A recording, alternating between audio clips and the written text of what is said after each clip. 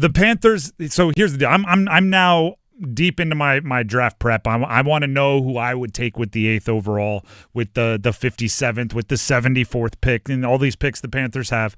And I like to put that out ahead of time, so I'm locked in, right? So I can't pretend to be upset with the draft pick if before the draft I said this is who you should take and they take him. I can't, be angry just for clicks, as people say, negative just because it sells. The Panthers have the more and more I watch, specifically the edge rushers, which I think is the most likely position they drafted 8th overall. The more and more I watch of tape of these guys, the more and more I think the Panthers may have to have a philosophical discussion. And it's one as old as football itself. Production or athletic profile? Tape or times? Do you want the player who has a bunch of sacks and has gotten to the quarterback and has created havoc in college, or the guy who has the size, speed, and explosiveness that the NFL traditionally thinks you need to have to be good at a certain position? And at so many different levels of the edge rusher conversation, you see it.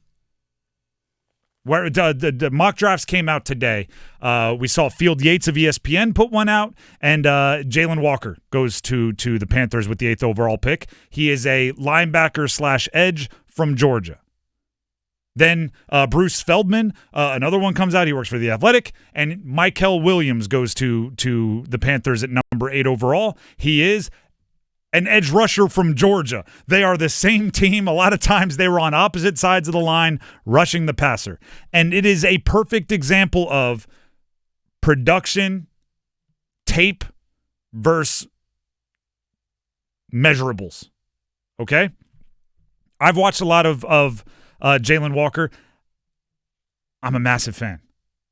He's lined up at edge. He's lined up at off-ball backer. He's lined up at outside linebacker off the ball. He's lined up at defensive tackle. He's lined up as a blitzing middle linebacker. He is a quarterback pressurer from anywhere in the front seven. And I kind of like that all of his effectiveness comes from getting after the quarterback or getting after the run game, because he's not someone who you're going to, get distracted with, ooh, we can put him in coverage. It's get him after the quarterback. Mykel Williams is taller, is significantly heavier, is what appears to be stronger, is a guy who will impress you walking off the bus, and a guy that has had significantly less impactful plays in college. That's a tough one to deal with. It's a tough one to pick, right? And Mike Green from Marshall versus Shamar Stewart from Texas A&M. Again, edge rushers projected in the same part of the draft. Mike Green led the country in sacks this past year. Shamar Stewart had maybe the most impressive combine of any edge rusher out there, but he has less than 5 sacks in his career at Texas A&M. And I could go in further. Jalen Walker, surprisingly strong for somebody his size. I like the way he can yoke up a offensive tackle and keep his outside arm free to make a tackle. Mykel Williams, I was trying to think of the nicest way to say this. Mykel Williams tackles awkwardly. Maybe it's the new way they teach tackling. He runs at you with his chest. It's like he's trying to take a charge almost, and then he wraps his arms around you and falls. This is one of the biggest, scariest looking dudes, like from physically imposing size you can have, and then he gets to the tackle point, and it's almost never a violent tackle. So I'm looking at it going, he's strong, he's good against the run, he's not going to get pushed back, he's going to anchor his legs because he has all these physical tools,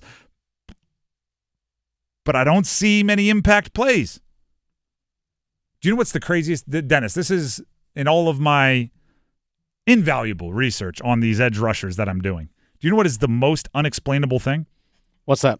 Mykel Williams had 5 sacks this year. Mm-hmm. 4 of them came in 2 games against Texas. That's not like, if 4 of them came in their 2 games against like FCS opponents, I'd be like, all right, he's just beating up on.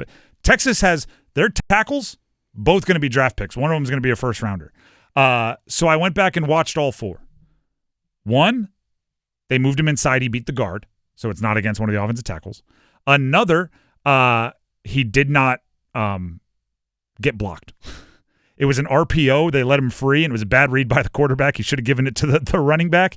And so they had an unblocked Michael Williams meeting Quinn Ewers in the backfield as he came out of a fake.